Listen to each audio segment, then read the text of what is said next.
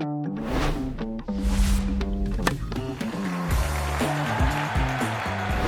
right, hey everybody, I am Andy Roddick. Welcome to another edition of Served.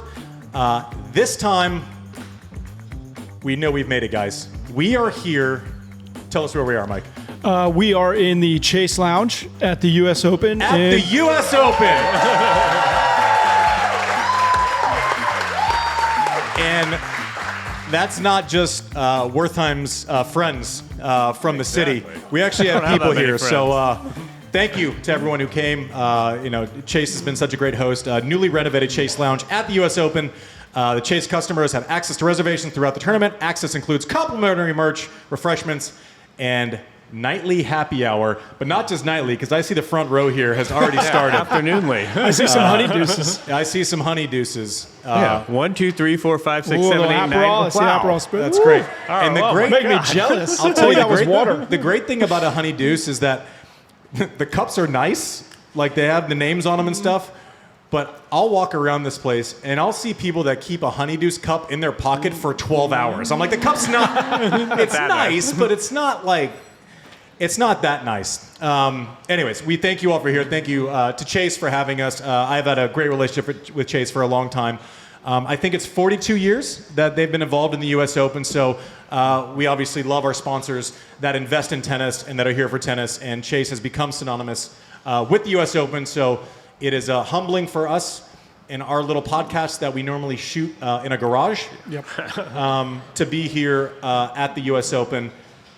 JW, so Jon Wertheim does this pod, but he's also a 60 Minutes journalist. Come on. Who cares? That sounds boring. Any news? Has anything happened in the last 24 hours that we need to cover? Well, we had you've a been getting convention last... Oh, you mean tennis news? Yeah. Any tennis news? I just got off of a plane. Has anything happened in the last 24 hours that we need to comment on? Yeah, Andy was over in Europe, and then the whole world fell apart for The whole tennis world fell apart. Imagine my text when I landed at 3 o'clock yesterday. So there was some qualifying results out here. That's not what I'm talking about. There was some sponsorship re-ups. Let's get to it. The number one player in the world just was revealed to have 2 anti-doping tests, was exonerated, but now comes into this tournament as a top seed with this controversy swirling. Maybe that was it? Has anyone else heard that? Yeah, okay. So I'll tell you, of any story that we've covered since January this year, this is the one I'm getting the most texts about and the most impatience on Twitter with, tell us what you think right now. It's a bit of a moving target as information comes in. I feel like we live in a culture where if you don't respond in the first 45 seconds, people feel entitled to that opinion. Again, Jon and I don't talk about things off air. We'll send articles back and forth, but we don't send opinions back and forth until we get on. Break down where you sit with the Jannik Sinner of things in the doping test. What do you think should have happened? What did happen? What are you angry about? Because everyone seems to be angry about something in this story. Yeah. The unfortunate part about we all know what happened, right? I mean, we're all tennis fans. Explain it to us. Give us a quick rundown. Jannik Sinner, number one player in the world, ascending talent. Not that this is relevant, but about as anti-controversial as you can find. I would say he's like Mr. Sunday Morning, like very measured and straight. So that's sort of it's not relevant to the facts, but sort of an added layer to this culturally. Indian Wells tournament in March, he essentially fails a doping test for a microscopic bit of 3 syllables with a C. A word that I didn't know yesterday, clostebol. Which actually happens to be legal in Italy, his native country, which is relevant to this. Anyway, there was a successful, it was basically, in legal terms, it was almost sort of, it was sort of like a stay. It was a sort of a mini appeal, which meant that he could continue playing, and I think critically, there was no public revelation. There was no disclosure. So he's playing with this doping case hanging over him, but he's able to keep competing because he's had these successful appeals. A very strange set of circumstances. It's easy to be angry. It's easy to have outrage. It comes cheap. It's easy to have strong opinions. I think, look, it goes both ways, right? I mean, he had what later was judged to be a valid alibi. He was exonerated. There was no negligence. There was no guilt. If you say, listen, you can't play anymore, that's essentially guilt till proven innocent. That's so flying in the face of these successful appeals. On the other hand, he continues playing And you say, well, that's a little strange. This guy has this doping violation hanging over him. It's strict liability, which essentially means it's in your body, therefore you're guilty. Imagine if he had not been exonerated and played all these events, gotten to number one in the world, won big tournaments, including Cincinnati like 72 hours ago. It's really, doping's complicated, right? I mean, we all want level playing field. We all want the integrity of competition to be upheld, but the actual nitty-gritty and the details are really complicated. So do you suspend him immediately, which then you run the risk of putting someone on the sidelines who ends up being exonerated, or do you let him continue playing, which is what happened, which is problematic also, both for reasons of transparency and also imagine if he hadn't been exonerated. So anyway, here we are. There's a lot of dissatisfaction, but I'm not sure. Sort of like, remember what Churchill said about democracy? Like it's the worst system except for every other. If you look at this fact pattern, I'm not sure there's a better way to have played this necessarily. Yeah. It's complicated, and it comes, I mean, the headline is that he was exonerated, but I think there are a lot of questions about process and non-disclosure, and it's rubbed a lot of players the wrong way, though I haven't really heard a cogent, coherent argument. Yeah, why, I mean, there's feelings. And so what I want to do at the beginning of this conversation is provide a little bit of context of what the reality of doping protocols are for a player.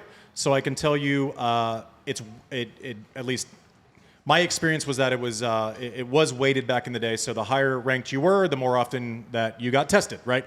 No one in baseball really said much about steroids until records started being broken, right?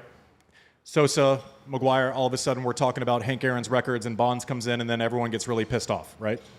But a guy who has 110 career homers and says that he did it, you don't spend a lot of time on that. So I think the weight of this story is the fact that it is the number one player in the world, one of the best players in the world, since October of last year. I'm going to tell you things that I know as fact. I've heard a lot of people say, like, well, there's been people suspended who have missed tests and not actually tested positive, and they've been suspended for 18 months. To me, it's kind of a hollow argument. I played 12 years. The only reason that you would miss a test is because you have a reason to miss a test. So what I had to do during my career every day, this is weird. I'm going to move like this. Is that okay? That's fine? Yeah, Okay, great. Every day of my career, I had to provide an hour that I was available for out-of-competition testing. So what that looks like in actuality is that if my wife and I went away for a night, we drove 3 hours out of town, stayed at a hotel, you made out, whatever. You know what I'm talking about. So if we did that, I had to provide that address for that hotel, an hour that I know I would be in that room, right? So if I was home, I would normally do 5 to 6 in the morning because that was the only time I would normally wake up at 6 and then get ready for my training day. And so, sure enough, 10 times a year, I knew exactly what it was. Like, that comes like at 5 a.m., doorbell's ringing.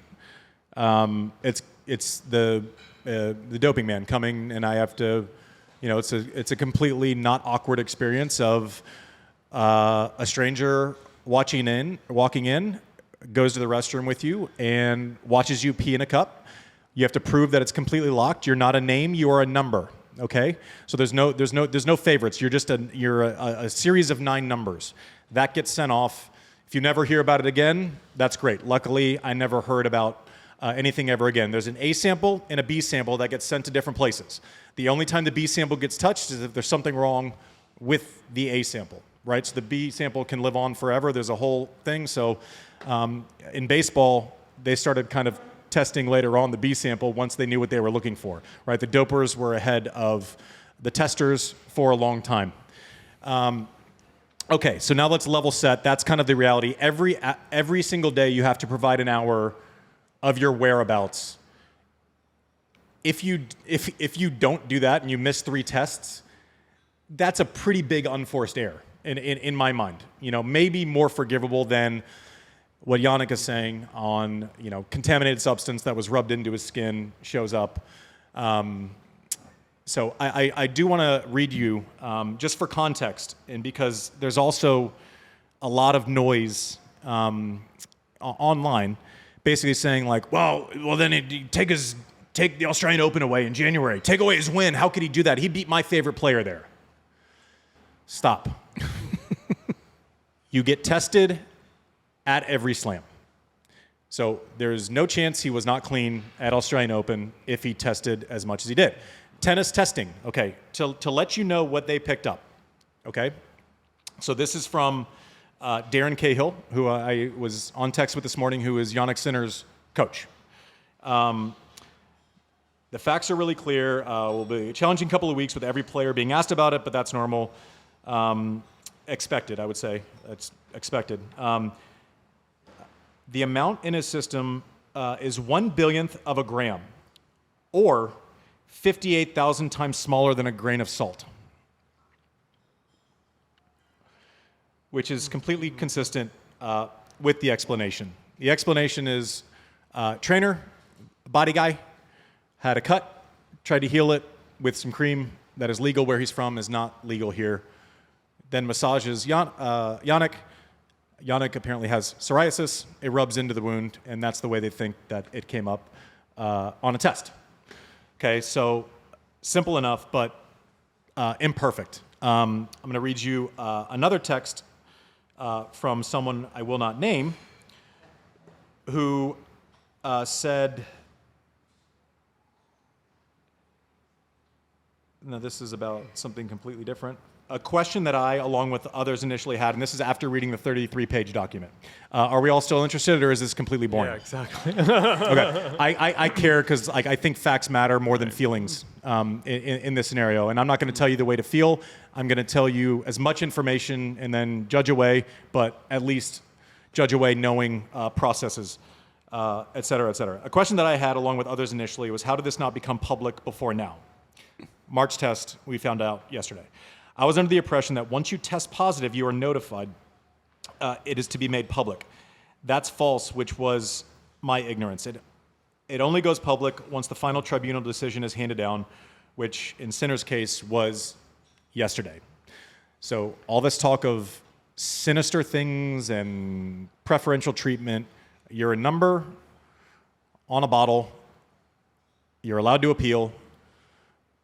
During the appeal process, until you're guilty, so innocence until proven guilty is something we hear a lot.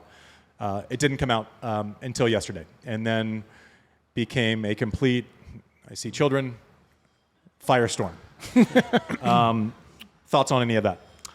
Yeah, it's really tricky, right? I mean, calling someone a doper is like a plagiarist if you're right. It's like the worst thing you can say about an athlete. Yes. So you really have to tread carefully. The flip side is we want rigorous anti-doping enforcement. We don't want people cheating, especially in a sport, a one-on-one sport. There are no teams. So inevitably you're going to have these complicated sets of circumstances. It's a little weird to me that for the last 5.5 months, hey, Jannik, how are you feeling? Oh, pretty good. You know, I went parasailing and my confidence is... Meanwhile, he knows that there's this potentially reputation-damaging doping case swirling around him. But I think sort of given the balance of factors and giving balance of interest, I'm not sure how else you handle this. It does seem as though his explanation is A, plausible, and B, was accepted. It's to me, sort of the disclosure is a little strange. He also has very good counsel, and I think one thing that we've seen in all this is that the top players, I think it's a stretch to say they balance from some sort of, they benefit from some favoritism and that the ATP is sort of turning a blind eye because he's this ascending star. I don't think that's the case. What I do think the advantage is this is a guy who can afford 6 and 7 figures worth of legal representation. Correct. Yeah. I think that to me, you know, I'm not sure is so different from society at large. I mean, I'm not sure that isn't anything. His coach said as much this morning in an interview. Yeah, I think that's sort of where some of the discrepancies come in, but it's a really tricky set of circumstances. And if this test comes out, I mean, again, I don't know if you picked that up. His trainer had a cut. His trainer's Italian. His trainer used some sort of ointment. It contained trace amounts of this. And everyone's like, okay, but and the other thing is like, well, he did the massages with no gloves. I, for one, have never had a massage with gloves in my entire life. Right. Raise your hand if you've had a massage with gloves, rubber gloves before. There's one. There's one. Back there. No, there's not one. He was lying and he got caught. He put his hand down in shame. So let's not act like that's a normal thing to have done. That would be a psychotic... Sorry? Yeah. During a global pandemic. Yeah. Yeah, there you go. Yes. Your point stands. So the question is then, if it would be normal if they had been following COVID protocols in March of this year with his team. So yes, but also did you, like this won't make the show. Did you get it like with gloves? I got the mask and like I got a massage where I'm like the person had glass and they're like over and it was like really awkward. I don't know that I had gloves, but I understand your point. Point being, people like he had massage with no gloves. I'm like, dude, who has massages with gloves? Like that's not like actually a real thing. What is his bodywork person or what is his medical staff person doing even with that This in is their a bag? problem. That's fair. Right? This is a problem. That's a fair question. This is a problem. So I'll tell you. So tennis has probably the largest list of banned substances, comparatively speaking, to every other sport. Like I can buy stuff that you've had, athlete's foot stuff that we can't use. Sudafed we can't use. Anything in a CVS that you walk in and get for any cold, 80% of it we would probably test positive if we took it. So two things. One, very stringent, something you have to think about. Two, not sure how this substance got anywhere near him. Right? If there was any question about anything, it was like, no. Aspirin, like, and the tricky thing is like aspirin on the list of banned substances is like it's its medical name, so it has like 3 X's, a couple Q's, and like 17 vowels. Like that's what we're dealing with. Wait, aspirin's on the list? Sorry? You said aspirin's No, on the it's list? not. But I'm saying the way it's in listed general. on substances you can take Yeah. is chlorophyll. It's more like borophyll. I don't know. It's the 5 people who got that thought it was hilarious. I Thank appreciate it. But that's kind of where we're at. So I think that I started the day going, and we were always told, and it was just kind of a general ethos, we are responsible for what goes into our bodies. End of story. Okay? Do we generally agree with that? Yes. Everyone's saying yes. What are your thoughts on that? Yeah, I mean, it's strict liability So if you, for the lawyers if you test here. positive, Yeah, it's sorry, on you. we'll It's see you the on next you. time. Yeah. But you should have to pay some sort of Right. not financial penalty, but a penalty. Yes, a lot of yeses. Okay, so about right. half the room yeses, something like that. For those who can't see us, what's your take on that? Yeah, no, and I think that's fair. I mean, I don't know. We can talk about the U.S. Open, too. I don't know. We're going to. We're going to do it all. It's going to be great. But, I mean, to me, it's kind of fascinating on all sorts of levels. One of them is in sports, all sports. Nobody fails a drug test and say, you got me. Did the crime, now tell me what I owe you. Yeah, there is always an alibi. Yeah. Some of them are implausible. They're conjoined twins. And some of the alibis, that not just in tennis, that all athletes have. Someone had ringworm. I mean, it's just, you can go through the list. The flip side is, there are trace amounts of banned substances that turn up, and sometimes athletes genuinely have no idea. Other times they can show, listen, this was for some mislabeled jet lag medication. I think we all ought to be Otherwise known as coffee. Well, we ought to be skeptical, but not too cynical, because there are cases when there's either a chain of custody problem or there is a genuine, or a case like this where there's no fault assigned to the athletes. So it's really tricky business. It's a little unfortunate that the number one player in the world has this. This is what everyone's talking. I mean, I pick up my phone in the morning, and 72 hours ago it was, is Sabalenka going to be the favorite? And now it's all about this case and all about this set of circumstances. But to your question, yeah, in sports there's a strict liability stand. As long as it's on you, you tested positive, game over. That's guilt. Okay, so we had a bunch of yeses. No matter what, sucks. Maybe I have some sympathy for what's happening, but generally, you are responsible. Okay, I think I entered this today. Like I woke up and I think I was on your side.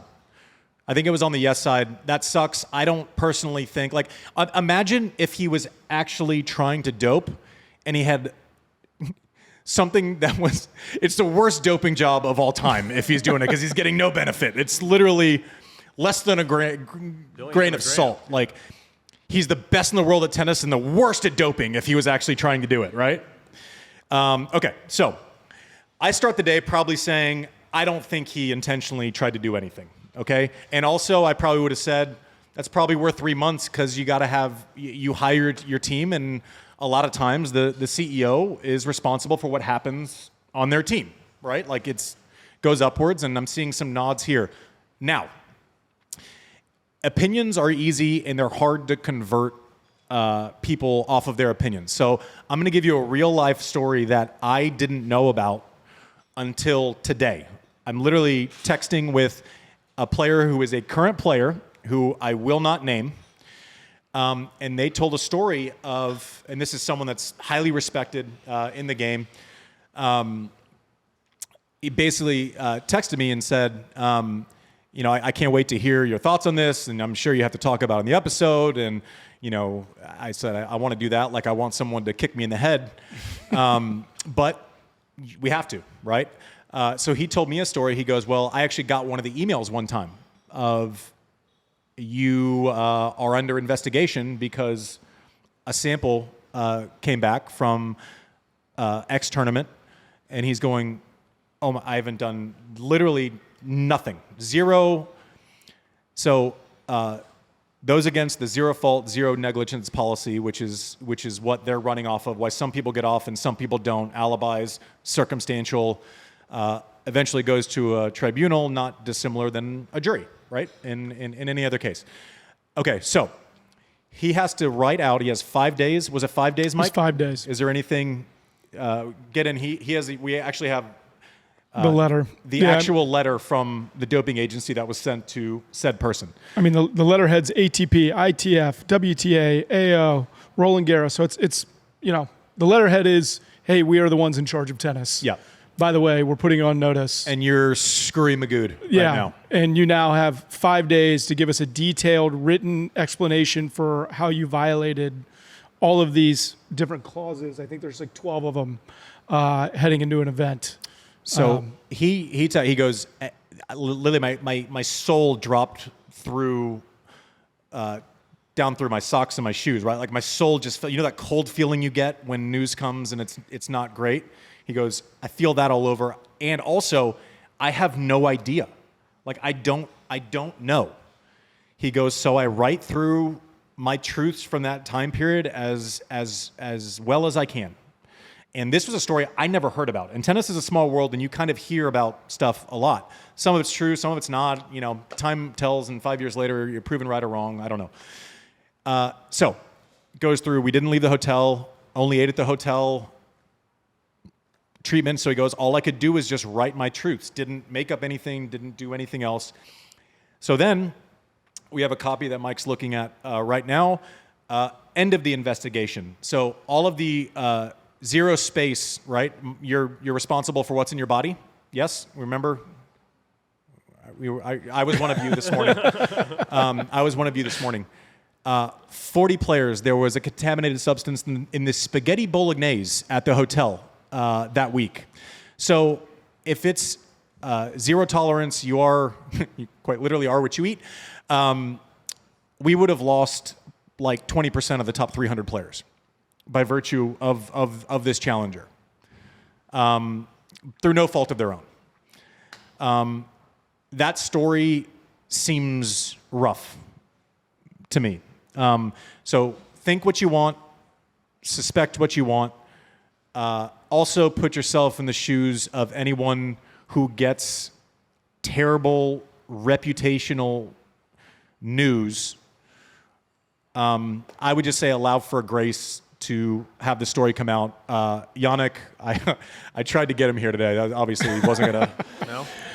What's the temperature like in the... But his press conference is Friday, and as far as I understand it, he's going to talk about it once and try to get on with his life. So what's the odds that, this was a long time coming, right? This process was long. What's the odds that no one else on the tour, he had not like confided in anyone else? Because obviously other people have had, problems just like this. What's it like in the locker room, Whatever you say about their massage techniques, this team keeps it locked pretty tight because tennis world gets very small very quickly, and nobody, not a hint, not a whisper, nothing.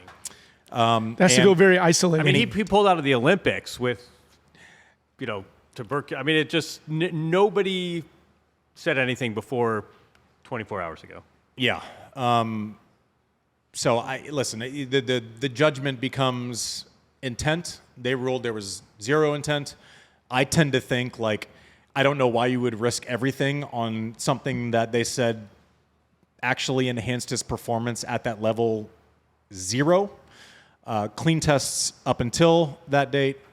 They said he tested positive twice, little deceiving. You get tested at each tournament. He could have played Indian Wells, lost, been tested again second round in Miami. Those are the last 2 tests. It was 8 days apart. 8 days apart. So it's not as if he tested positive in November and then tested positive, the next April, which is kind of intentional continuity. So listen, I don't know what I don't know. I can't for the life of me think that he would do it. He would dope that badly to risk everything. Because this is the shittiest doping effort that I've ever seen in my life, if that's actually what it is. But I'm not mad at people who say, like, listen, I'm not mad at people who say it's in your body, you're responsible for it, maybe it's a 3-month suspension. I'm not mad at you. After the story that I just shared from a challenger in Mexico where there would have been 40 guys popped through no fault of their own, I probably have a little more time for a case-by-case basis. I think what this proves, and I think that we have continually proven as a general society recently, is that nuance, we're not really great at nuance at scale, right? We're good at headlines, and then we're good at reacting off of headlines. This stinks because, instead of breaking down players, we've now wasted 25 minutes of your time explaining the process of peeing in a cup. But that's where I'm at. I don't know if that's much of an opinion. I just have grace. I also don't like the argument of, well, he's a good guy. It's balls and strikes, right? The fact pattern, is this possible? Will we find out? I think it's negligence by members of his team. I think it's a gross mistake. I don't know how you can have anything like that near someone without having checked it out. The other thing, I'm going to. Throw his trainer completely under the bus. He was in the Italian basketball leagues before he took the job with Jannik. Someone got suspended for a year in that league because their wife was using this spray and it got onto them. So with that substance. With the exact substance. So if you're in orbit and know that happened and it's an easily detectable substance and yet you still have it on your finger, listen, I don't know what that situation is. Maybe Jannik is more forgiving than I would have been. Headed to the U.S. Open this year? Be sure to ace the U.S. Open with Chase. As proud sponsor of the U.S. Open, Chase helps tennis fans make the most of their Grand Slam tournament experience with exclusive benefits and perks like customer-exclusive Chase Lounge and Chase Terrace, complimentary mobile charger for fans, and more. Head to chase.com/US Open for more info. Do you want to talk about something you really like, which is umpires? Oh yeah. I was gonna say, when you guys signed up for this, and we appreciate it. You good tennis fans. It's like a little bit of news happened or something. I had this idea of this show. I'm like, oh yes, U.S. Open preview, fun topics, party time, live audience. Wah wah. This still has to go out to other people who view this it. Will go out And tonight. I don't know that I could have gotten away with doing the show and not actually providing some context for the biggest news story in tennis. So thank you for sitting through that. Hopefully you learned something. I'm not in the business of changing minds. I'm in the business of providing facts and letting your minds go where they want. I would just say have some grace. Imagine if it was your worst day ever through no fault of your own. Unless we just want to call him a liar, which I'm not ready to do at this point. So anyways, should we do like more fun stuff? How about non-pee in the cup division? Let's pivot. All right, we're done. We're done with all that. Another thing that we haven't talked about, I went away for like days with my wife, and the tennis world just went nuts. Like it malfunctioned. It malfunctioned. Like refs are making the wrong calls. Everyone's up in arms. This instant. Okay, so can you imagine being at your job, right? Whatever it is. Maybe or dealing with kids or whatever, and then having the ability to get the answer right, knowing the information, having that information affect someone's livelihood, and not using it. Can you imagine that, or is this just the crazy, dumb tennis world that we live in, where we actually have replay, we have access to it, and because some committee hasn't met or have made dumb decisions, all of a sudden OJ Aliassime loses to Jack Draper Yeah. because Jack Draper sends one into the ground before it goes over the net. So we know what Andy's talking about, right? Just Do you understand? Do you know what? Do you know what happened here last week? And then so over the last couple of weeks, Taylor Fritz got screwed on a call. Was it Francis? Francis got screwed on a call, and so we have this replay. But if you play 3 or 4 balls past it, and then the point ends, they're like, "No, you can't ask for it then." We'd rather just run the chance of getting it wrong. We have to stop shooting ourselves in the foot with dumb stuff. Is by a round of applause, who's in favor of replay? Right? Okay, there we go. We've solved the problem. Is anyone not? Yeah, who's not? You guys were also in support of zero tolerance. We figured out the Law and Order crowd. So I'm getting this grief on Twitter because I didn't respond in the first 24 hours to the Sinner thing. And someone's going, "Oh, well, you were chirping about the rules right away," because that's the same. And I'm like, okay, you want the I take pride in a couple of things. One is being able to write a show. Okay, so you want the Jack Draper 47-second show and why we didn't talk about it, or why that's worth a tweet and nothing more? Yeah. Okay. How fun is it when everyone agrees on everything within 20 seconds of a conversation? Okay, the Jack Draper show. You ready? Jack Draper comes in. He hits grounds a volley straight into the ground. Never once will you hit a volley cleanly that goes 12 feet straight up in the air. Doesn't happen. Obviously grounds it into the ground, goes off the frame, goes over. OJ Aliassime going, "What?" And we're all like, "What?" And then the commentators are like, "What?" We should use replay. Jack Draper could have replayed the point. He didn't. He didn't cheat. He didn't break any rules. He would have gotten props for years had he replayed it. He didn't. We should use replay. Great show, guys. That's it. All right. It's over. Everyone. Right? We wouldn't have made our mid-roll. Yes. Eric Buderak, star of this week's episode of Served podcast. We have VAR here, so if that happens on Ash, we have the For those who can't hear, Look at this guy. Look at this guy. Eric Buderak from the So- Wings. We have VAR at U.S. Open. Eric Buderak top row. from breaking news. That will not be a problem at the U.S. Open because apparently they don't have their heads up their buttholes. And, So, and we actually had it last year, but of all the matches that happened, there was not really an incident that ever made it to air. There was 1 or 2 doubles players, reaching over the net situations, but there was never a Jack Draper. But we were armed Doubles? and ready last year as well. good. Common sense prevails. Right. If you have the answer, use the answer. If you have the information, use the information.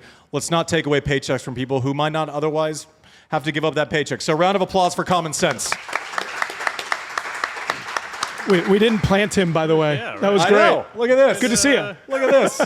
Look at this. He's everywhere. Everywhere at the U.S. Open.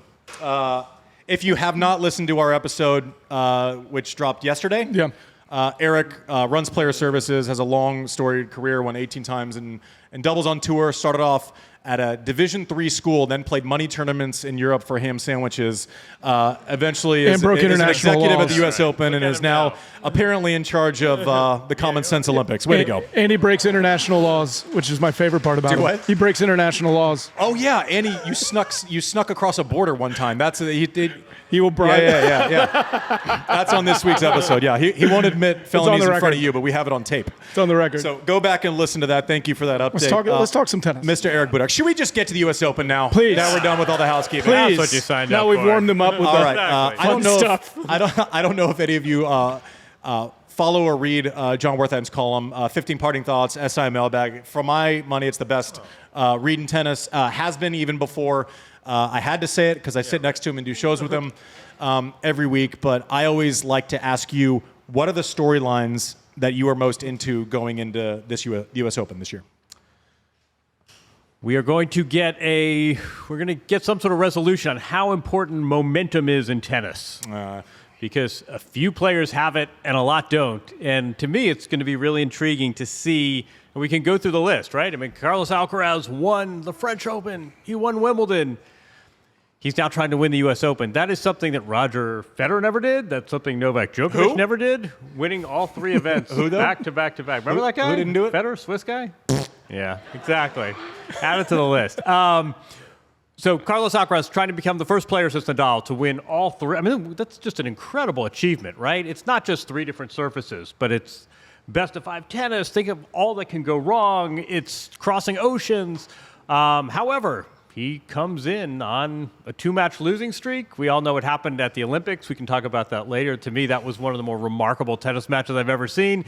Novak beats Carlos Alcaraz. He goes to Cincinnati and then promptly loses to another 37-year-old. So maybe the motto of the story is just don't pit young Carlos Alcaraz against 37-year-olds. But Carlos Alcaraz, in theory, guys won the previous 2 majors, ought to be a favorite. Won this event 2 years ago, but 2-match losing streak. Well, That's okay. not good. So let's yeah.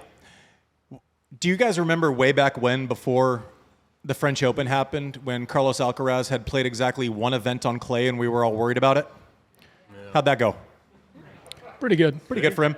Do you guys remember after Roland Garros this year when he lost to the aforementioned Jack Draper at Queen's Club? So he only had 1 win on grass going into Wimbledon. How'd that work out for him?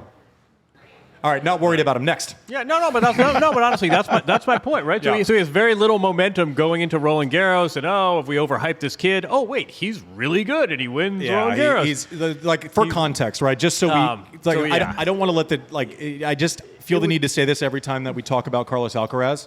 So let's get rid of the big 3 who just put up video game numbers, right? Let's roll it back one generation. Right, so Carlos Alcaraz currently has 4 Grand Slams. Names like Edberg, Becker, 6. McEnroe, 7. Agassi, 8.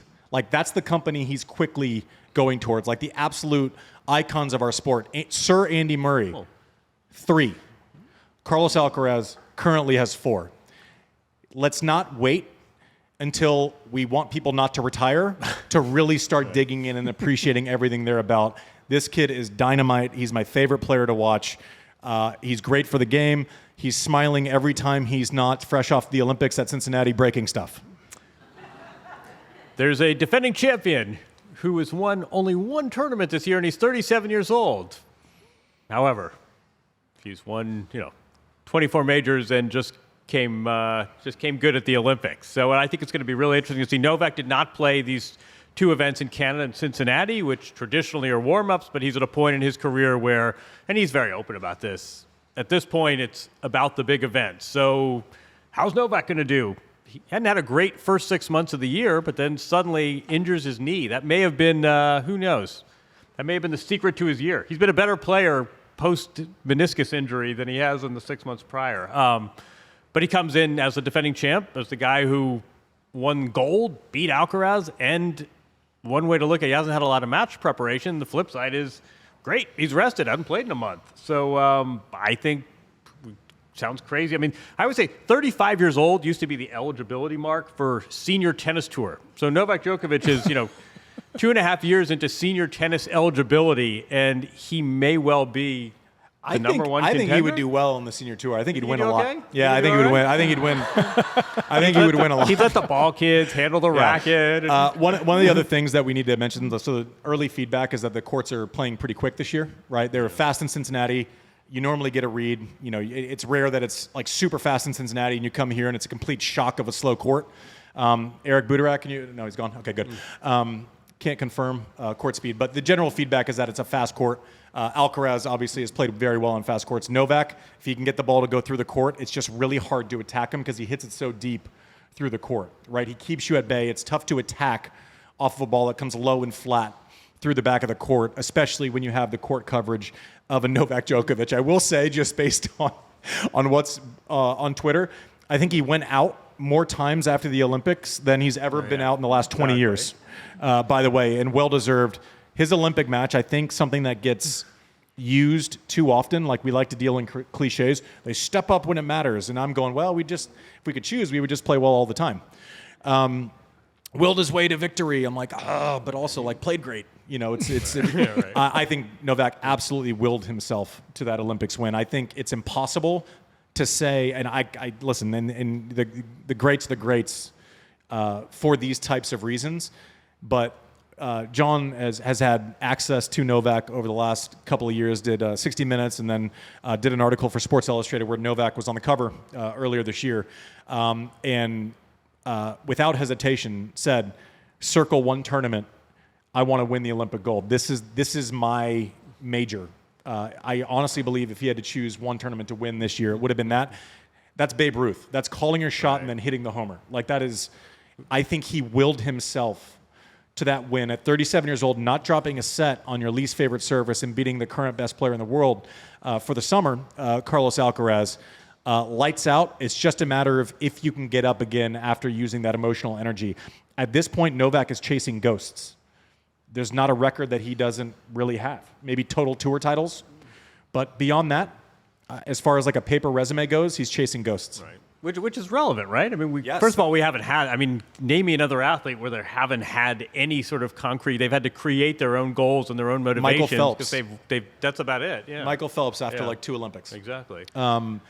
So and then let's get into obviously Sinner. Like how do we've gone through the whole thing. His like whereas Novak, I almost think if the situation was reversed, he would like lean into this friction, right? He wants that. Exactly. He's combative. He wants to get into it with the card. He wants a reason to kind of motivate. He draws energy, kind of from that place. We're about to see like a different type, different side of Sinner and what he actually has to deal with. There's going to be. Can you imagine someone in that stadium actually mentioning it out loud? I think that'll happen over the course of the next 2 weeks. In New York, he wants to put it behind him. No, I mean that's whether he's a nice guy or not, or whether he's a measured guy or not. That is obviously completely irrelevant to the fact pattern. Yeah. But it's really relevant to the tennis. Yes. I mean, how will this guy who is really sort of shies away from controversy and he's very much like in my bubble. I mean, he's very sort of professional and buttoned up. How will he respond to suddenly being this lightning rod for controversy? And he's not immune to other players or on social media. I'm sure he's going to be asked about it in press conferences. That is we can imagine what Novak would do in this position. I think you're absolutely right. Lean into it, and he'd say, yeah. Novak would lean into it, and everyone would be in trouble. Exactly. We have no idea how this. I certainly in no don't. uncertain terms. Right. And then listen. In another story, like we get so carried away with the headlines. You guys remember a guy named Daniil Medvedev? Oh, by the way, one of the best hardcore players for the last 5 years, former champion here, beat a guy named Novak Djokovic in straight sets. He's lost like 3 hardcore matches in a row, which you don't say about him ever, Zverev. And like the weird thing about an Olympic summer is that your schedule gets forced, right? You're not deciding, oh, I'm going to get at least 3 tournaments in before the Open on hard. I'm going to play one, take a week off, play the 2 1000s, and then come in. You're going from grass to clay a week later, and then straight to hard courts where you have to play a tournament match 2 days later. And someone who relies on rhythm, relies on long rallies, didn't get those reps. Medvedev, I don't think this Olympic summer has been great for his scheduling. He's normally someone that you put in the middle of those conversations on a hard court. Maybe not on grass, definitely not on clay, but on hard, he deserves to be in that conversation. Not in that conversation as it currently stands. And I also don't think it's coincidence that the 2 people, Sabalenka and Sinner, who both won in Cincinnati, which is the biggest lead up, like it's the biggest tell. A lot of the favorites, guess who won Cincinnati last year? Novak. Guess who won the Open last year? Novak. Okay. That happens a lot. That happens a lot of the time. Coco too, Yeah. That happens a lot of the time. I don't think it's coincidental that Sabalenka and Sinner, both people who won the biggest lead-up tournament, didn't play in the Olympics. Yep. And Francis, who reached the final as well. Francis found something. And this segues nicely into kind of we want to cover Americans because we're in America. Last year, obviously Ben Shelton makes semis. Had like an okay summer. Skipped the Olympics. Played fine, is winning matches every week. Taylor Fritz, fast courts, ball striker, took a loss to Nakashima, did not play great in Canada, is trying to find something. Tommy Paul, same.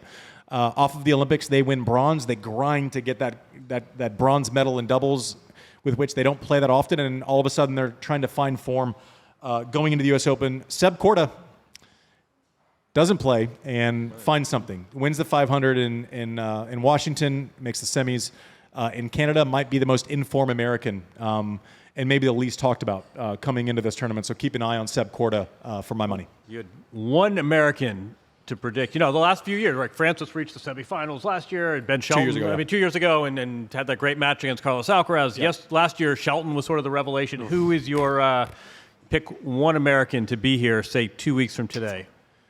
I hate it. Right.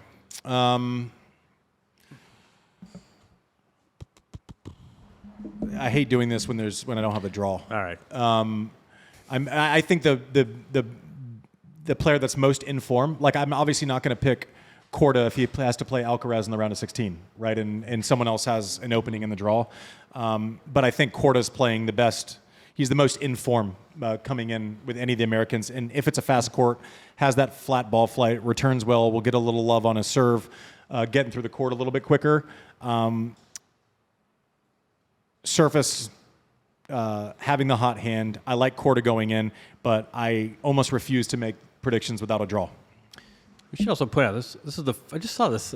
I'm going to botch this. You can see the copious notes we bring with us to these to these podcasts. I think this is the first time since like 1996, that you've had at least 5 Americans seeded, both male and female. Did I get that right? Yeah! All right. So a lot of Americans to root for. Yeah. And also I have someone underlined as an American on my sleeper list is watch out for Brandon Nakashima. Canada beat the number 1 American at that time was Tommy Paul. Those rankings flipped the next week, so he beat the number 1 American, who were 2 different people, back-to-back weeks in the Masters 1000 coming in. Tommy Paul in Canada, Taylor Fritz in, where the hell were they? Cincinnati. I think he lost to Rublev both weeks. So watch out for him. And then the other sleeper, you know who I'm going to say. Not American. Was it our guest at our last podcast? Yeah, super good-looking guy. Like, unbelievably good. Like, it was intimidating. Who said it? Yeah. Berrettini. They're like, yeah, he's good looking. It is shocking. I heard like 5 women boys go, oh yeah. One of them was Social Sophie. Can't get enough. Okay. I think 40 in the world, won a couple titles. Obviously plays great on fast surfaces. Watch out for him. Not sure the draw comes out. I won't pick him to make the second week because he could play Alcaraz first round, and I wouldn't choose him straight up against Carlos Alcaraz. But one to watch anyways. We'll do a quick ladies rundown real quick, and then we're going to get to some Q&A where you can ask Jon Wertheim anything that you've ever wondered about him.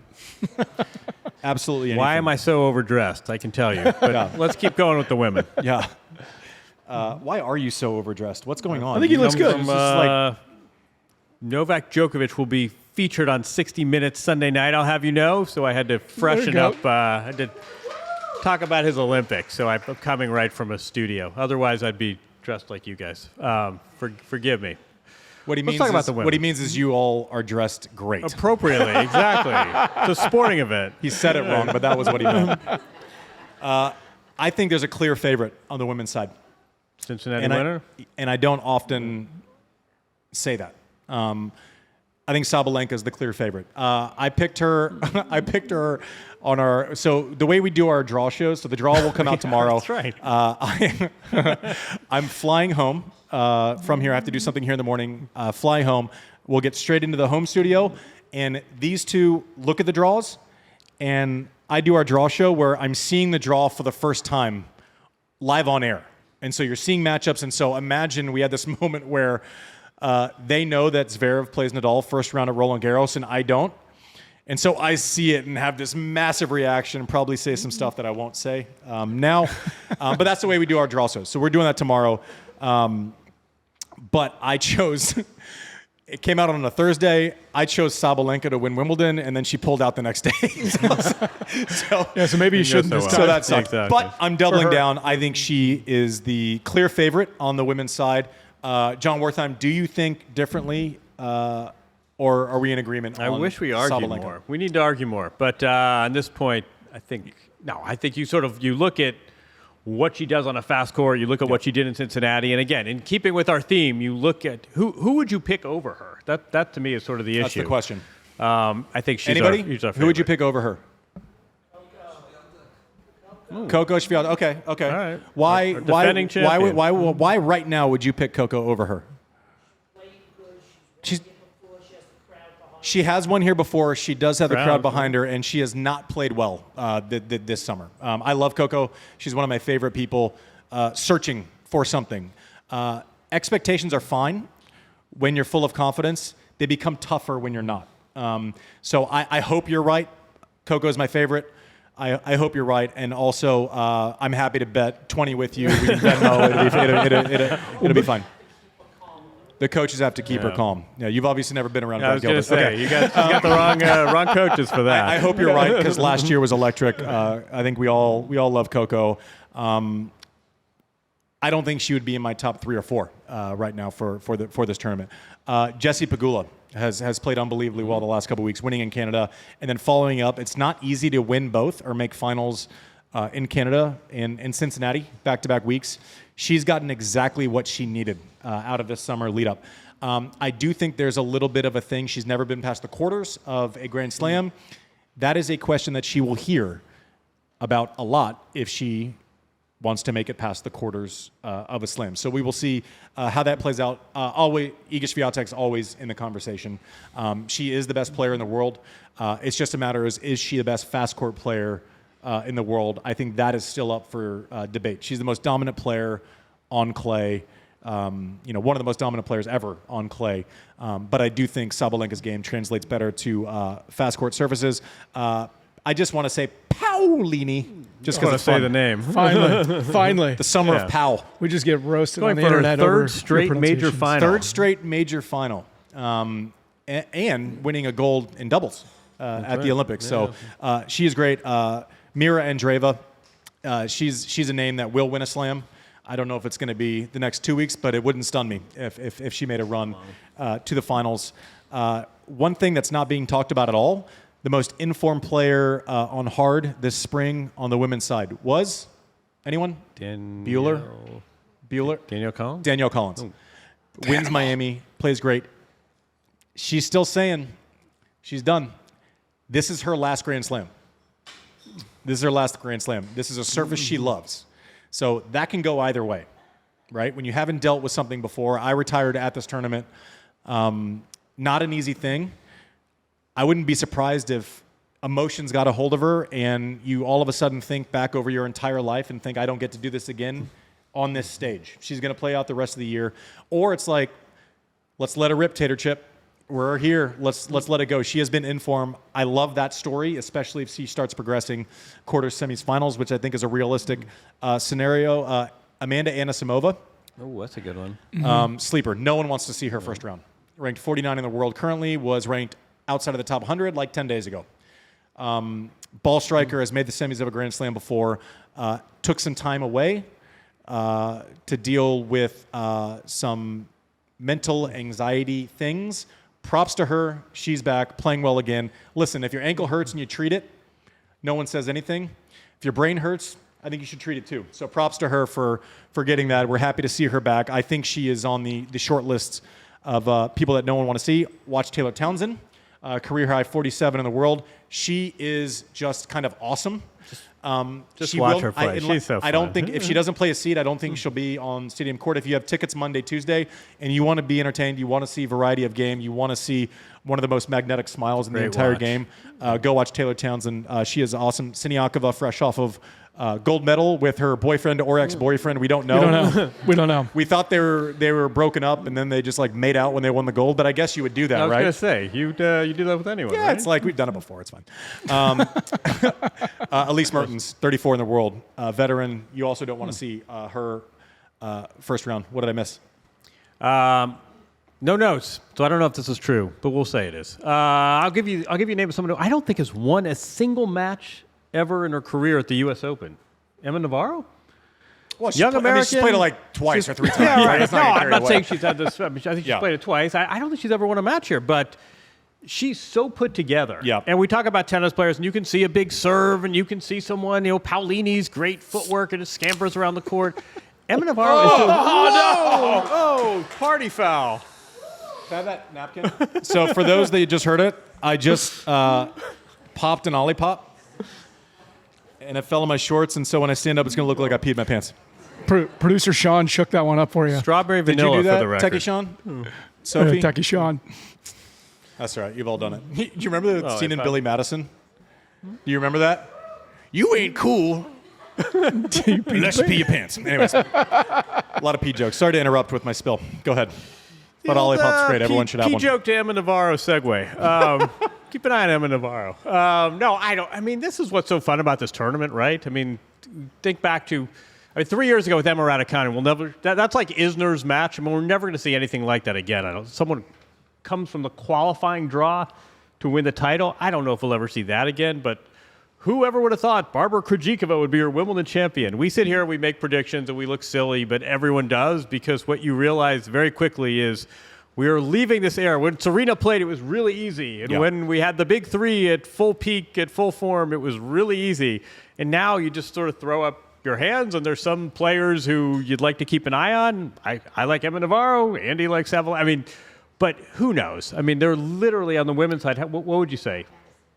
Madison Keys, exactly. Madison Keys is great. Great pick. She's in every tournament. But the point is, we did the Wimbledon preview show, and we said, I think there are 35 people that could win this tournament. Now, maybe it's less on this surface, but point being, like, it's kind of open, right? It's not like when Serena was winning, and it basically the question was Serena versus the field. Who are you taking? And that was the realistic conversation. Outside of Iga at the French Open, which I would take Iga versus the field, I think it's open, right? But I do feel like Sabalenka is the favorite, right? And I think then you're kind of tiering into different areas.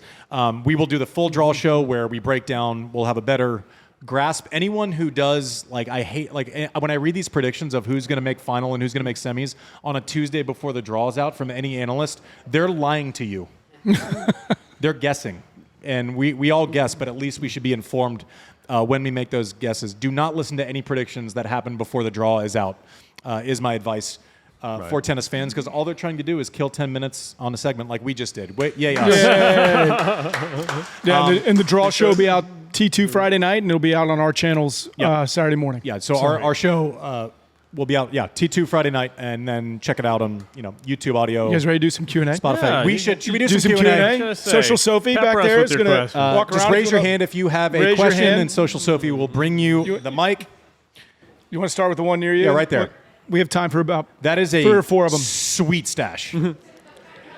That is awesome. Like that's a Comey situation, Sandy, right? can you guys pump up the audio a little bit? Yeah, that's like, that takes maintenance. This guy's a beautiful mustache. We're looking at it. It's fantastic.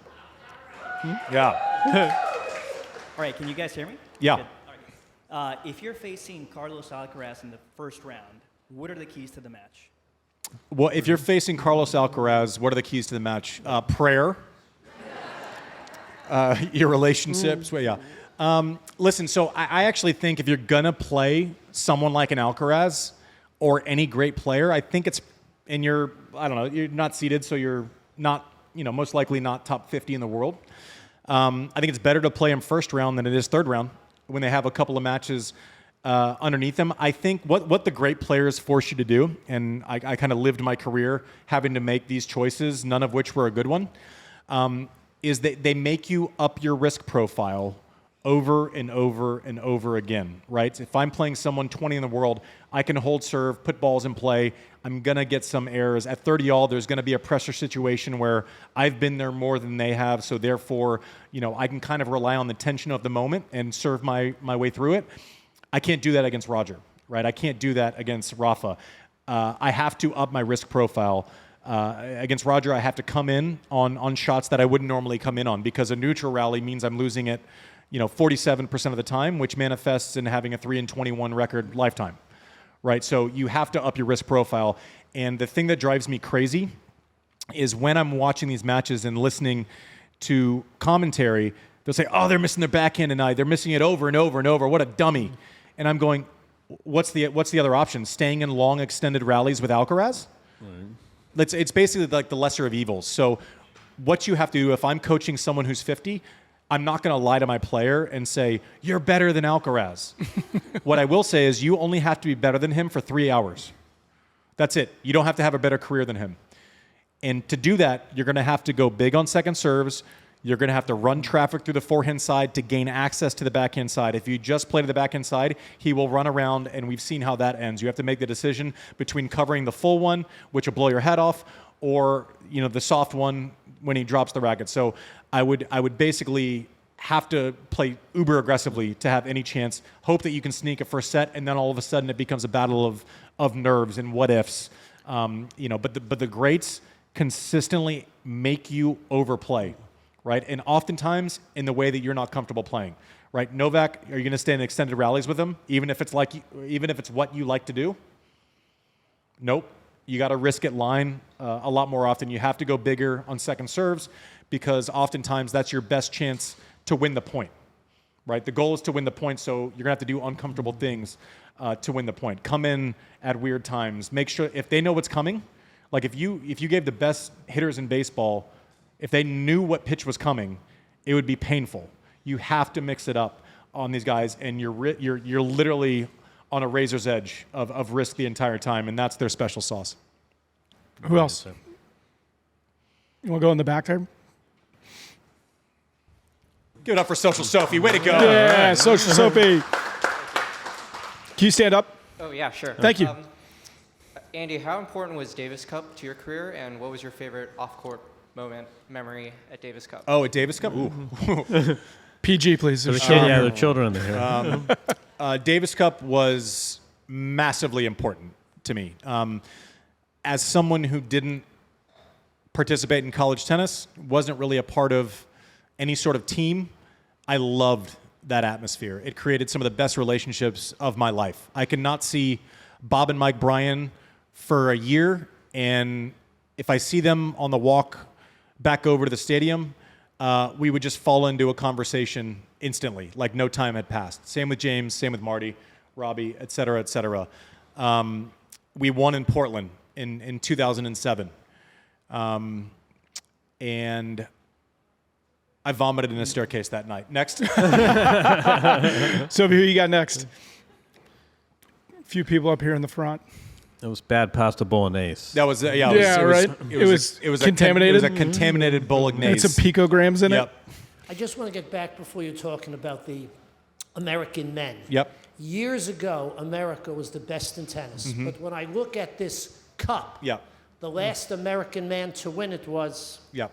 2003. Yep. What's going on with the training? We're developing very good players, but not great players. How come? Well, we have to specify the women have never stopped winning.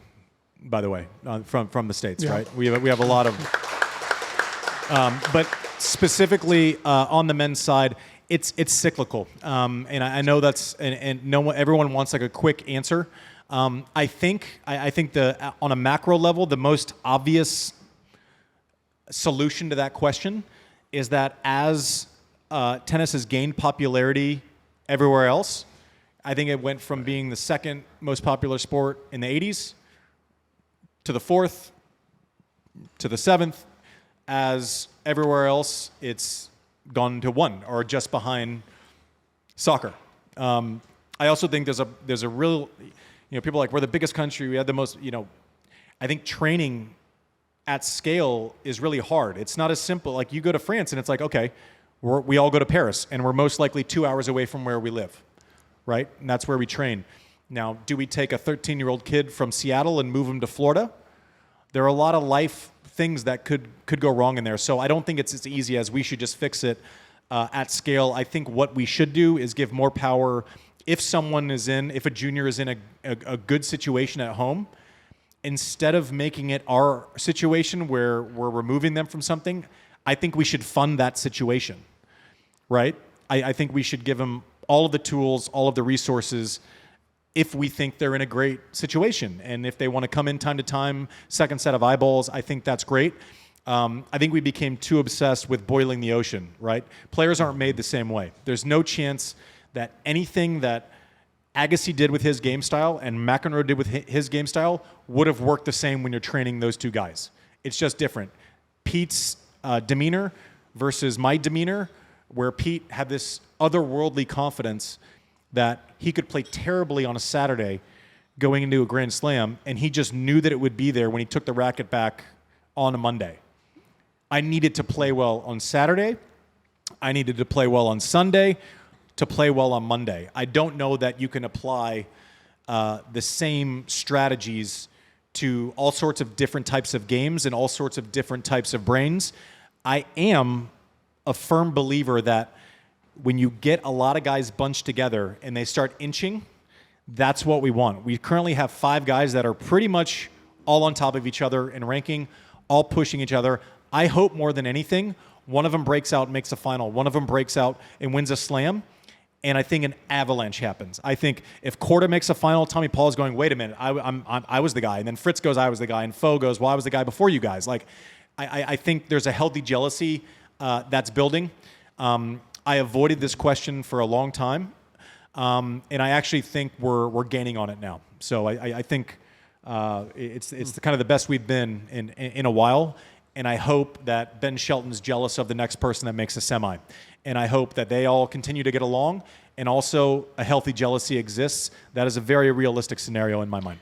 Do you know how you guys know how the Miami Dolphins, the undefeated team from the 70s, like they have a champagne toast every time a team loses because they want to stay? But for the record, you would like, I'll say this for you because you're too modest, you would like nothing more than to cease being the last American to have won a male's title, right? Yeah, I'm done with being a Jeopardy answer. Exactly. he's rooting hard for... I have no attachment to it. All I want is to see, I'm not those Dolphins. I guarantee you if there is an American in the final, I will be front and center, not front and center. I will be somewhere hidden and cheering my ass off for whoever is in the final. Absolutely. We'll go here. Sophie will do him, and then we'll do these two after that. Go for it. Hi. Hey. So, a quick personal note. It's my wife's birthday on Friday, and it's someone else's birthday on Friday. Oh, is our birthday Friday? You still have time. So Wait, are you this Friday? A week from Friday. Got it. Sorry. Oh, yeah, sorry. Yeah. So, Good thing you figured that out. Happy Yeah. birthday to Yeah. Andy. No. There you go. What's your name? What? Spell it for me. O-R-L-I. Orly. All right, you ready? Orly? Early birthday. Andy. Yeah. Happy birthday to you. Happy birthday to you. Happy birthday, dear Orly. Happy birthday to you. Was there a question, or was that it? And now to the question. Okay. So we've seen a lot of cattiness on the women's side. Emma Navarro telling Kinwin what she thinks of her at the net. Yep. Danielle Collins telling Iga what she thinks of her at the net. Yep. Seems like something new in the tour. What do you guys think of that? I don't think it's new. No. And also, I speak from experience. Like, there are plenty of times where, imagine the worst day at your job, and all of a sudden there's a personality mix that's like oil and water on that day, except there's cameras everywhere. I've gotten into it with many people. Some are well documented. And a lot of times you would get into it and it would be very emotional. You would say things that you regret. And oftentimes, like, it was squashed that night. Like, my most famous one, it was like Novak here, and we got over it that night. Like, we had a conversation as adults that night, and we've never had a bad interaction since.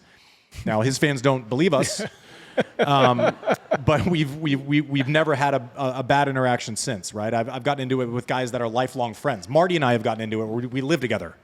So maybe they think that, and people are also allowed. Like, you can like two people that disagree with each other on something. I don't know. Like, I think the Olympics is a specific type of thing where you're playing for your country, and there are different pressures, and obviously it manifests itself in kind of weird interactions sometimes. But I don't think it's new. I kind of just think there's a camera everywhere now. Yeah.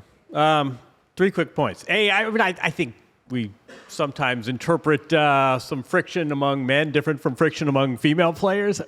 The Emma Navarro thing, what was interesting to me is you know what she said? Like, you make the locker room, I'm paraphrasing, but not by much. It was sort of, you make the locker room less collegial. So it was this confrontation, but it was all in service It's like the adult version of calling someone like a poo-poo head. No, but it was Like, it's not a big deal. Like, But it was you're sort of less this- collegial. It was this friction, but it was all in service of sort of making the locker room more hospitable. So it sort of was this strange circular argument. And I mean, some of it too, I think people compete and they're in this aroused state. And sometimes if everyone just took 10 minutes to calm down, these emotions wouldn't get publicized. But I also think, don't we kind of like this as fans? I mean, I don't want Yes. lack of sportsmanship. I don't want bitterness, but sometimes it's okay if the players don't necessarily, No, don't think so? I fully agree with I mean, you. all the, Roger's a great guy. Roger's amazing. And he was amazing. But you know what? Every once in a while, it would have been nice if one person had said, you know what? I'm taking you down today, buddy. This is competition. I think a certain, without trespassing into lack of sportsmanship, I think a certain amount of friction is okay. The next time that you change the channel when two people are getting into it, I'll believe that you don't like it. Down here in I front, if made you a can. promise, really quick. Oh, this little guy right here? Stand up for us, bud. Here we go. Uh-oh. I have a question. Sure. Djokovic, he's a really good player and all, but he's an older one, right? So when do you think he's going to retire? Okay. He is a really good player. Tread lightly. Tread The lightly. best. I don't know. So there's two factors of which I would be guessing on, right? His game, I think he can stay near the top for years, but that's assuming a couple of things. Assuming health, which you probably never had a hurt body part in your entire life that wasn't caused by like concrete, right? Like so your body will get worse from where it is right now. So predicting health, which at 37 normally goes the wrong way, right? I don't think he's going to get healthier. I don't think he's going to be healthier at 40 than he is at 37. And I don't feel like that's controversial. I cannot wait for Novak's fans to go, you suck. Controversial statement. And two, I think, what's your favorite sport? What's your favorite thing to do? What's the thing you're most passionate about? Well, I play tennis and all, so okay. I think that's my favorite sport. Okay, so Great. Novak is in a place where no other human has been before, at least on the men's side, where there's not a single person on earth who has ever won more Grand Slams than he's won.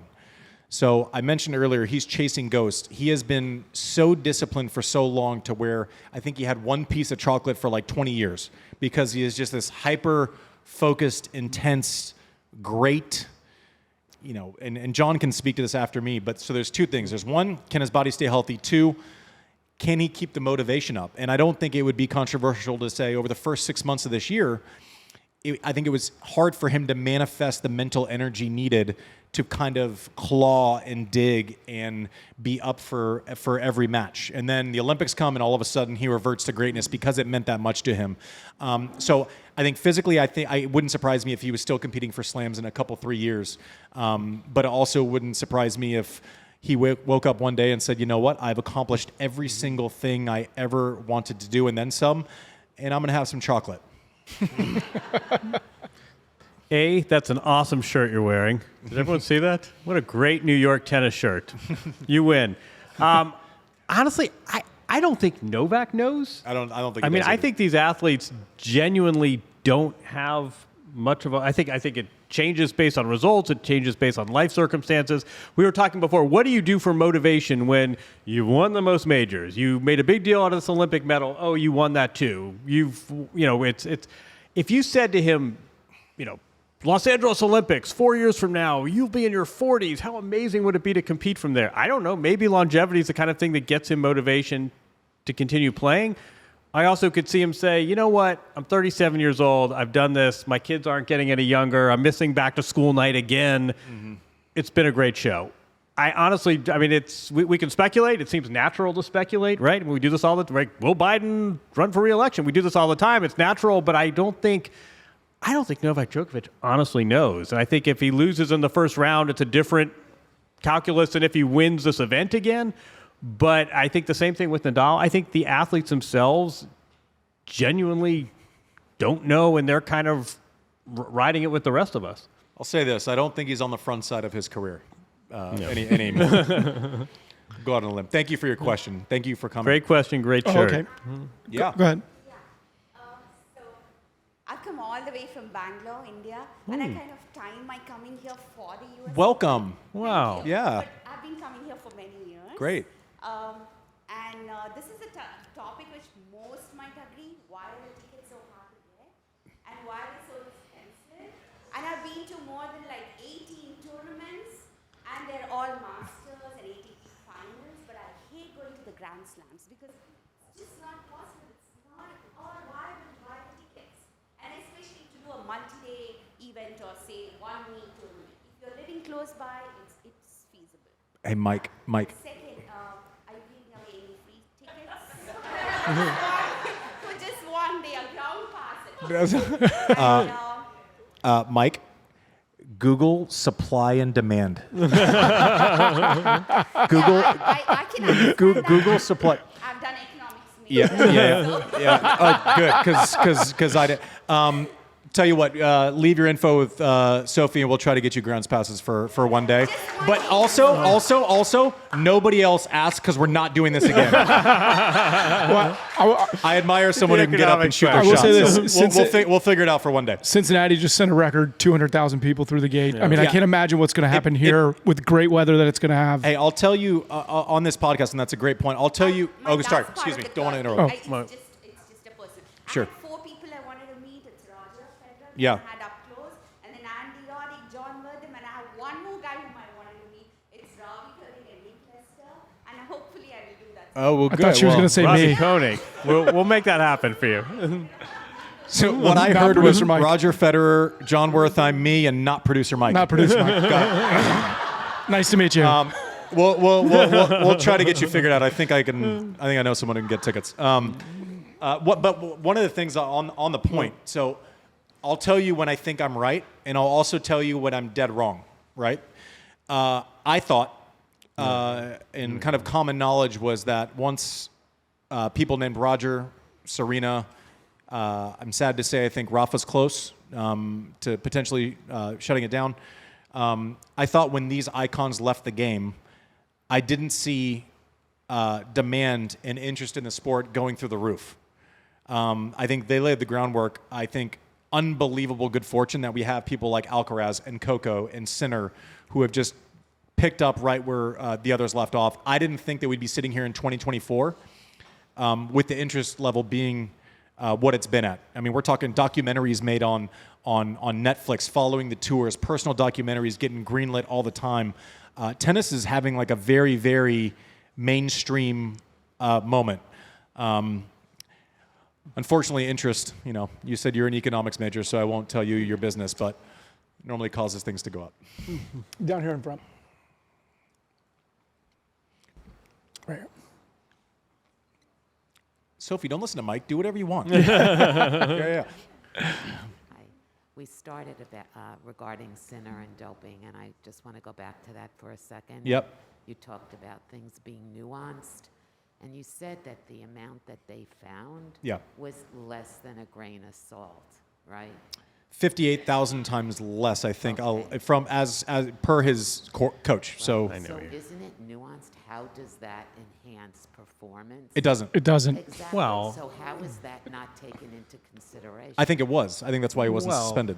Yeah, I mean, the flip side, too, is this anti-doping is sort of, it's whack-a-mole, right? So one response to that would have been, if he was cycling off it and tried to time it to the detection, the amount would have gone down. I'd also think the gram thing was a little strange to see something measured as a function of a gram, which is not something we often find. One is 1 billionth of a gram. I mean, no, the truth, you sort of look at if anyone objectively looked at the fact pattern, it's really, to me, pretty clear what happened. It was an unforced error, but it was not bad intent. That said, I think the amount is a little misleading because what athletes try to do, they try to cycle off to coordinate it with the doping test. So it stands to reason you would have a microscopic amount in you when the test came. But I think you're right.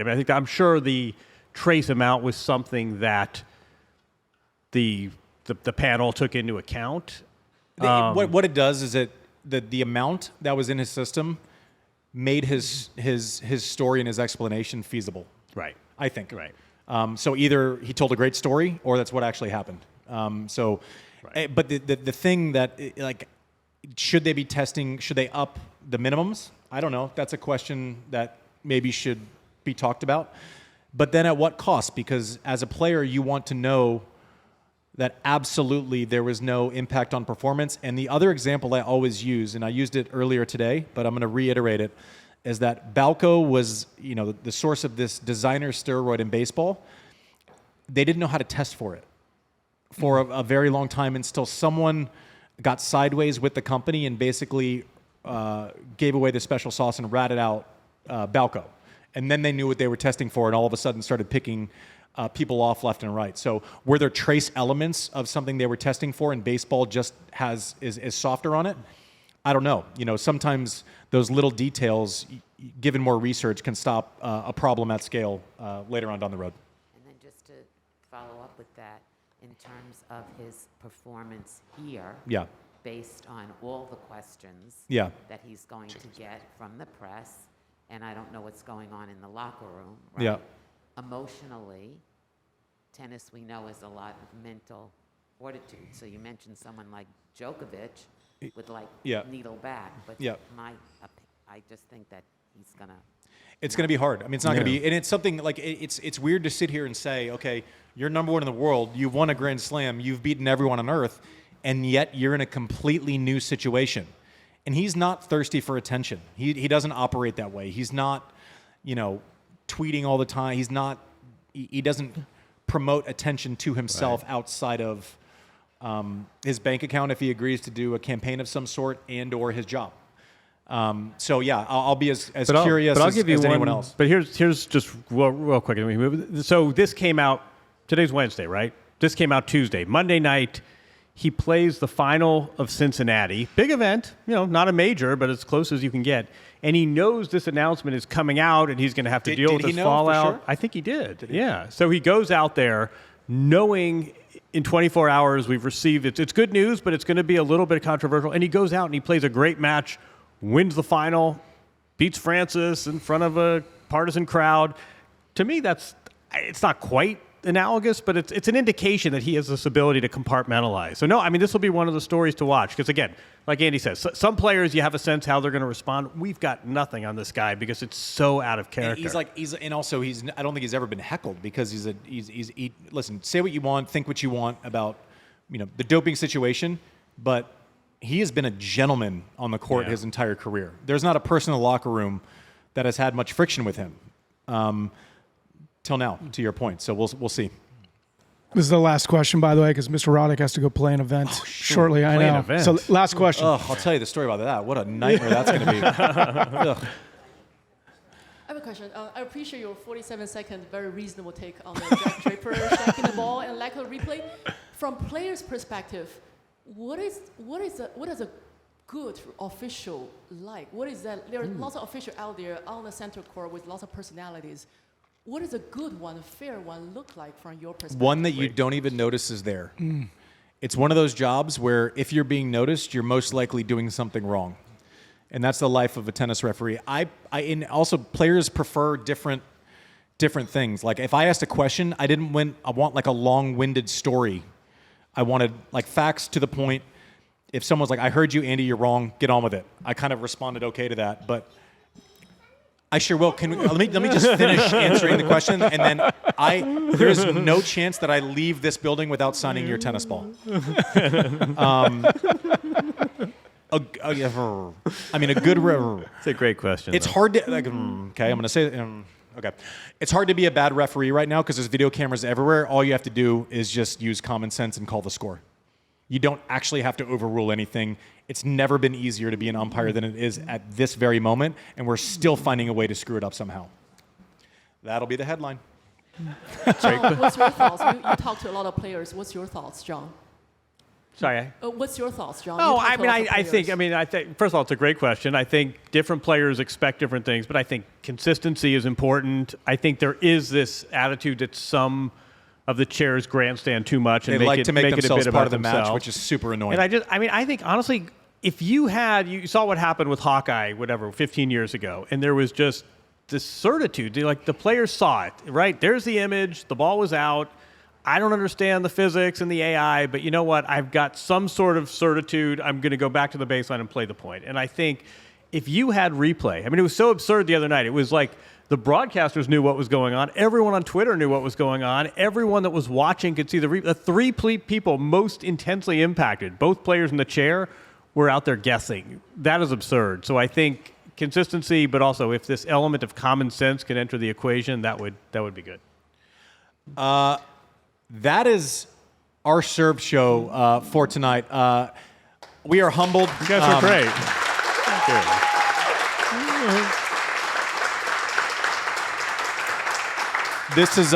This has been really fun. I didn't really know if there were any chapters left in tennis, and there seems to be kind of a new chapter. I'm loving it. I thank you all for listening. Thank you for coming as far as you've come to watch tennis and to participate in this. Thank you for bringing your kids. Sorry about my language. Sick mustache. We appreciate you. Thank you, Chase, for making this whole experience happen. We appreciate you, this beautiful Chase Lounge. Wait, Mike. This isn't the last time this will happen. We have another show. We're doing a live show next Wednesday.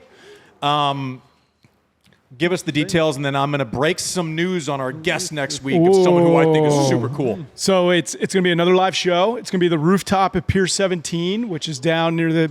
It's no longer called the Seaport, I don't think. Rooftop at Pier 17, and it'll be. We definitely wouldn't call it South Street Seaport. Definitely it's Pier wouldn't 17, call it that. That is just not in case that. There was confusion. It is the rooftop at Pier 17. Yeah. Our good friends at Chase have invited us over there to do another live show. In fact, it's exclusively for Chase Sapphire card members. Anybody in here have a Chase Sapphire card?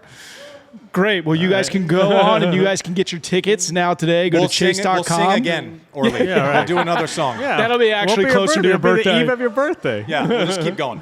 Tickets are available at chase.com/Sapphire Experiences. And that's for everyone watching, listening, anywhere else, YouTube, Apple, Spotify. Please check it out. Does anyone know the singer Seal? Yeah, he's gonna come. He's gonna talk about it. He is our favorite podcast fan. I spent no less than 3 mornings this summer where we would do a show. He loves tennis. He is the most. He sends me like inspirational, like center yourself videos, which I desperately need. He is a massive fan. He is gonna come join our show. But we got into the habit this summer where we'd do a show. He would listen to it, and from Europe, I'd get a text. Got to ask you a question about the show. Anyways, my wife would wake up. She'd be like, who are you talking to? I'm like, Seal. She's like, this isn't real life. Thank you. You've been a great audience. Thank you so much. Everybody.